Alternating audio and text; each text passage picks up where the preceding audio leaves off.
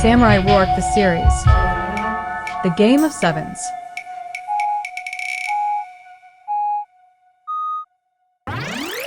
The Game of Sevens. Unwavering Mind.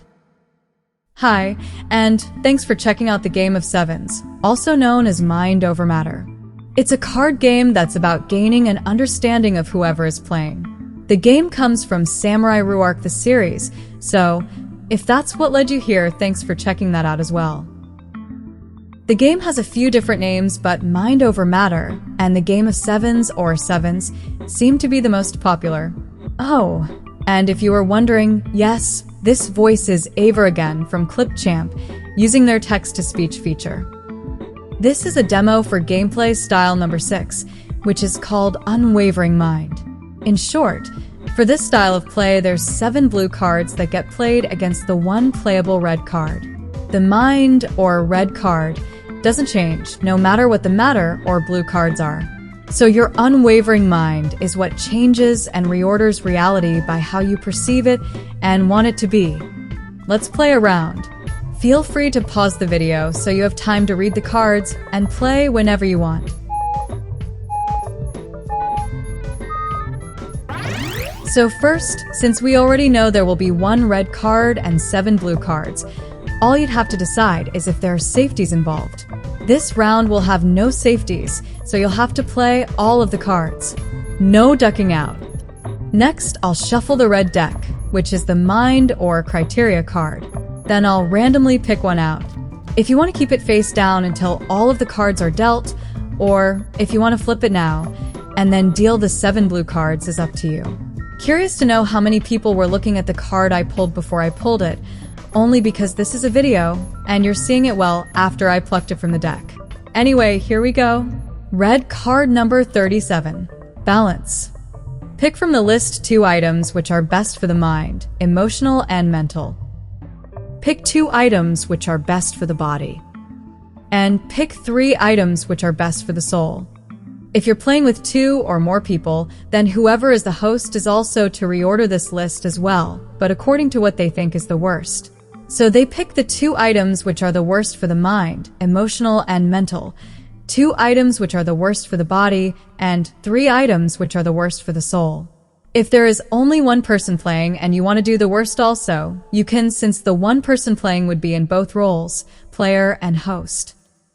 Now we'll get the items to pick from by dealing out 7 random blue or matter cards. So after a little shuffle, we have them. To play, we just pair each of the 7 blue cards up to the 1 red card, one at a time. The player picks which 2 things on the list are the best for the mind, which 2 are the best for the body, and which 3 are the best for the soul.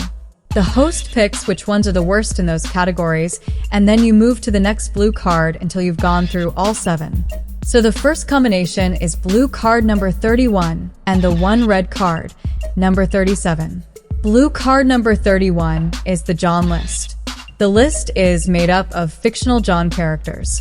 In alphabetical order they are John Quincy Archibald, Denzel Washington's character in the movie John Q, John Blutarsky or Bluto, who is John Belushi's character in the movie Animal House, John Coffey, who is Michael Clark Duncan's character in the movie The Green Mile, John Connor, who is played by a few persons, Edward Furlong, maybe the most popular one, from the movie series The Terminator, John Constantine, who is Keanu Reeves' character in the movie Constantine, John Milton, who is Al Pacino's character in the movie The Devil's Advocate.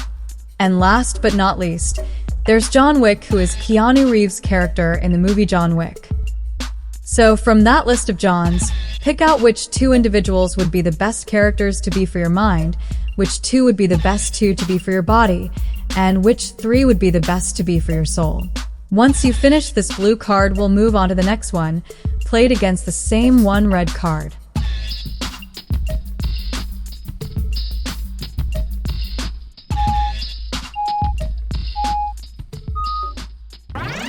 The second blue card is blue card number 20, the Apocalypse. This list is made of alien invasion apocalypse, biblical or deity apocalypse, natural disaster apocalypse, plant and or animal uprising apocalypse, robot and or technology apocalypse, World War. So I guess that could be man's own apocalypse. And last but not least, a zombie apocalypse. It's interesting to think of any of these as being the best two for your mind, which two would be the best for your body, and which would be the best for your soul. But that's one thing the game is meant to do, to make you think and give honest answers. You'll learn something about yourself by why the answers you have are what they are. The things on the list may be more or less important or educational or motivational than you'd thought before. There may even be something life-changing that comes up. For instance, having never considered certain natural disasters as something you'd face, but given the economy and people moving to find work, as well as given the state of the world's climate and weather patterns changing and increasing in intensity, now you might want to rethink some things. Moving on, the third blue card, which is one of the doctor cards, blue card number 28, which is made of Dr. Greenthumb, who's a natural medicine doctor, if you will, kind of on the Rick Simpson oil vibe, from the Cypress Hill song Dr. Greenthumb. Next is Dr. Seuss, who is not the cat in the hat, but the actual person who wrote the books. After that, Dr. Sandra Lee, better known as Dr. Pimple Popper. Then there's Dr. Phil from the show Dr. Phil.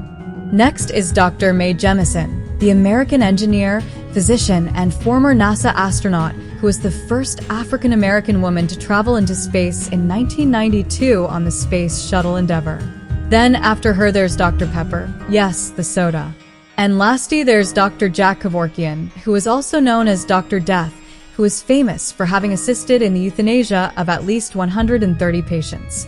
Some things seem like no-brainers to some people, and you'd think that if you were playing with someone else, or even in a group, that you know what some people would say. But depending on where they are in life and living it, their views may have changed without you knowing. Maybe you didn't know them, or yourself as well as you thought you did. That's only 3 cards out of 7. Let's see what else we get.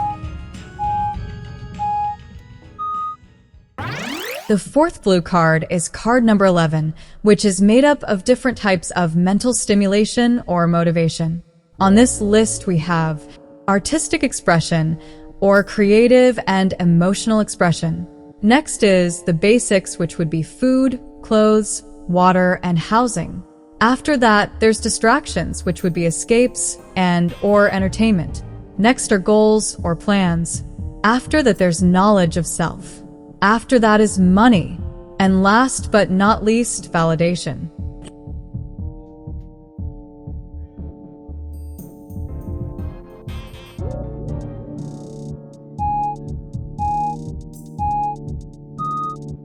After that, the 5th blue card to play against the 1 red card is blue card number 5.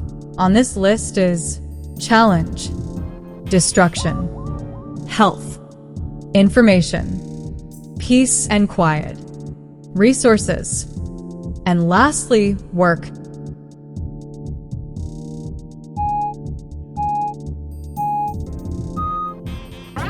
The 6th blue card is a challenging one, especially for that red card. It's blue card number 14, the assault card. On this list, there's being assaulted, commit an assault, defending someone or something from an assault. Next is live streaming an assault. After that, protesting after an assault. In other words, protesting in response to an assault or assault case. After that, there's the jury or being on the jury for an assault case. And lastly, there's watching an assault case on TV or whatever platform.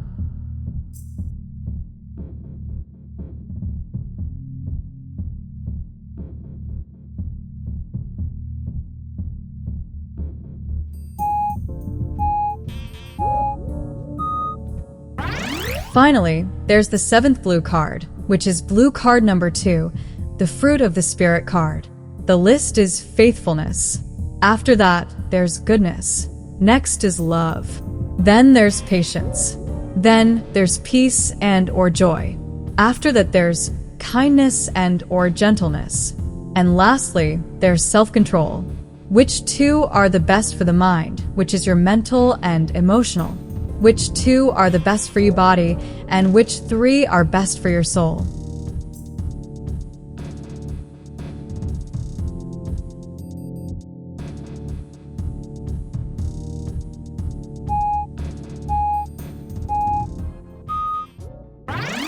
And that's the game.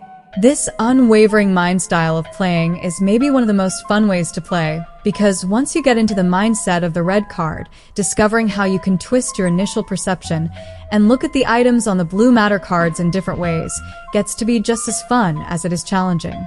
I hope you enjoyed yourself and got something out of playing the unwavering mind style of the game of sevens, or mind over matter. If you're interested in the game, check out the Patreon page at patreon.com/Samurai Ruach The Series or the Facebook page. I'll put the list of pages up here. If there's a Kickstarter page or any crowdfunding page, it should be listed on the Patreon, which gets the most updates because it's the only platform that doesn't delete or change the posts when I make them, or it would be on the Facebook page, which I've had some issues with posting, but at least the page is still there. Instagram flagged the page twice and then deleted it after only a month or something like that. I guess I must be doing something right. All of the pages are Samurai Ruach The Series. Ruach is spelled R-U-A-C-H. Samurai Ruach The Series. Stay tuned for more. Oh, and if you're interested in where the game is played in the series, so far it's in the novel version on Patreon, in the chapter titled By, with a little help from my sevens, which is a public post, open to non-subscribers, so everyone should be able to see it. Make sure to subscribe though, so that you can stay up to date with all of the content as the book, series, graphic novel, and everything else in the project is developed. Thanks for your interest in the whole project as it builds. Peace and blessings and understandings to you and yours.